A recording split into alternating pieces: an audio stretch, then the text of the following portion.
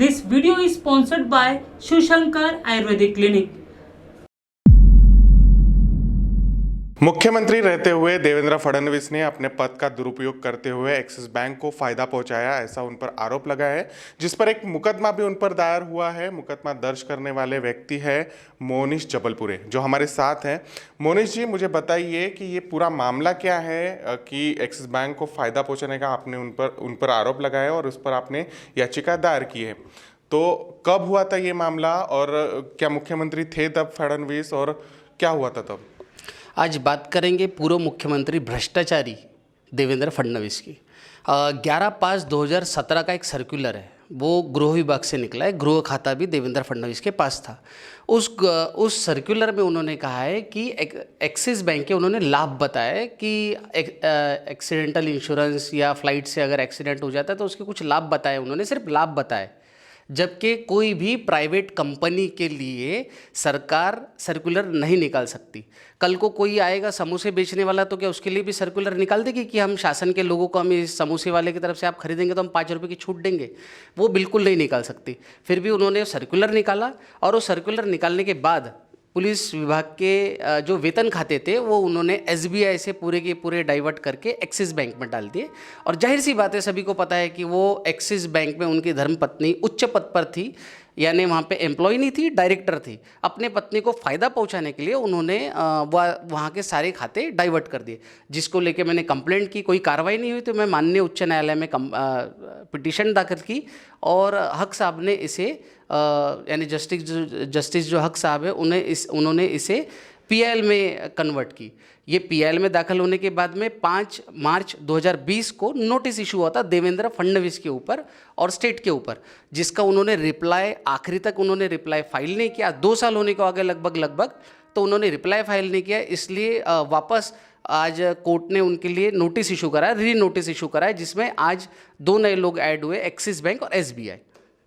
ऐसा भी हो सकता है, आपने जो कहा है कि एसबीआई से जो है सरकारी कर्मचारी है पुलिस विभाग के, उनके खाते जो है एक्सिस बैंक में डाइवर्ट किए, तो हो सकता है एक्सिस बैंक जो है अधिकार कर्मचारियों को ज़्यादा फायदा दे एसबीआई के मुकाबले, इसलिए उन्होंने ऐसा किया होगा। बिल्कुल, इन्होंने ये सब कुछ करना था। अगर ये पुलिस विभाग को अगर प्यार करते तो इन्होंने क्या करना चाहिए था कि इसके लिए इन्होंने टेंडरिंग में जाना था, टेंडर निकलना था। शायद इन्होंने आज अगर 35 लाख का दे रहा है एक्सीडेंटल इंश्योरेंस, तो वो शायद 50 लाख का दिए होते, हार्ट शुगर ये सारी चीज़ें कवर किए होते। इन्होंने एक झुंझुना दिखा के इन्होंने पूरी की पूरी अकाउंट ले लिए, जबकि इन्होंने यहाँ पे टेंडरिंग करना चाहिए था। बगैर टेंडरिंग की प्रक्रिया से गुजरे हुए इन्होंने पूरे के पूरे अकाउंट इन्होंने डाइवर्ट किए एक्सिस बैंक में।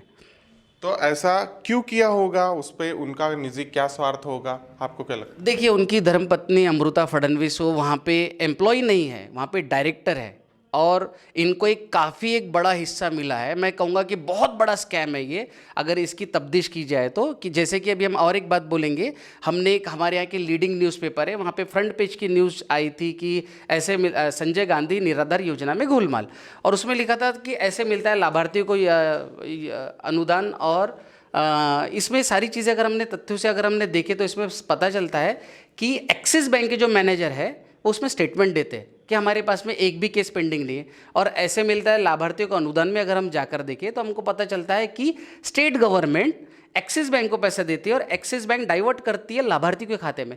तो एक्सिस बैंक को मिडलमैन बनाने के पीछे के आपके उद्देश्य क्या थे? कि यहाँ पे सरासर भ्रष्टाचार नहीं दिखता? वो कोई सैलरी नहीं दे रहे थे, वो अनुदान का पैसा दे रहे थे योजना के। और वो ऐसा है कि वो बेचारे जो लाभार्थी है उनको आप 6 महीने में एक बार दे दिए, 3 महीने में एक बार दे दिए, तो बाकी का पैसा कहाँ गया? इसका इंटरेस्ट कहाँ गया? कभी कभी ये लोग 15 दिन के लेट दे देते, तो सरकार तो इनको प्रॉपर पैसा दे देते, तो 15-15 दिन ये पैसा किस लिए खेलते? क्या करना चाहते पैसों का? तो देवेंद्र फडणवीस के मामले में आज जो कोर्ट ने एक अहम टिप्पणी की है, वो टिप्पणी क्या है और इसके बाद क्या हो सकता है? देखिए, ये इनको तो सबसे पहले बोला गया है कि यानी उन्होंने पूछा भी है कोर्ट ने, माननीय कोर्ट ने बोला भी है कि ईडी में भी कंप्लेंट किए थे आपने, मैंने ईडी में भी इसकी कंप्लेंट की थी, तो उसके ऊपर क्या कार्रवाई हुई? पर अभी तो उसके ऊपर कोई कार्रवाई नहीं है ईडी के ऊपर, और कोर्ट ने इसके ऊपर 3 हफ्ते का समय दिया देवेंद्र फडणवीस को। अब देखते क्या जवाब देते। अभी आपको क्या लगता है कि इस मामले में कहाँ तक तफ्तीश होनी चाहिए, क्या होना चाहिए, और सरकार ने इस पर क्या एक्शन लेना चाहिए? देखिए, देवेंद्र फडणवीस की जो जगह है वो विपक्ष का नेता बोल के नहीं है, वो जेल में है। भ्रष्टाचारी है, भ्रष्टाचार किया है और उनको जेल जाना होगा। अभी जो बैंक अकाउंट है वो SBI से एक्सिस में गए थे, अभी उनकी स्थिति क्या है? वो क्या एक्सिस में ही है या फिर SBI से ट्रांसफर देखिए, हो अभी गया? तो गवर्नमेंट ने एक GR निकाला था कि जो बैंक अकाउंट एक्सिस में चले गए उसे ट्रांसफ़र करके सरकारी बैंकों में लाया जाए, पर उसके बाद में कोरोना की स्थिति आई और अभी स्थिति ऐसी है कि कुछ अकाउंट ट्रांसफ़र हुए और कुछ बचे हुए। आपने कहा है कि आपने ईडी की तरफ भी देवेंद्र फडणवीस की शिकायत की थी। एक तरफ ईडी जो है जी देशमुख के खिलाफ जो है कार्रवाई करते दिख रहा है, मगर फडणवीस के खिलाफ अभी तक कार्रवाई नहीं हुई। इस पर आपका क्या कहना है? देखिए, मैंने भ्रष्टाचारी देवेंद्र फडणवीस की कंप्लेंट 2 साल पहले की थी ईडी में, और अभी तक उसके ऊपर कार्रवाई मुझे भी नहीं बुलाया गया है कि भैया कोई एविडेंस लेके आप आइए। मुझे भी कभी बुलाया नहीं गया है। साफ जाहिर होता है, दिखता है कि केंद्र सरकार इसको नचा रही ईडी को और ईडी नाच रहा है। आप बार बार देवेंद्र फडणवीस को भ्रष्टाचारी बोल रहे हैं।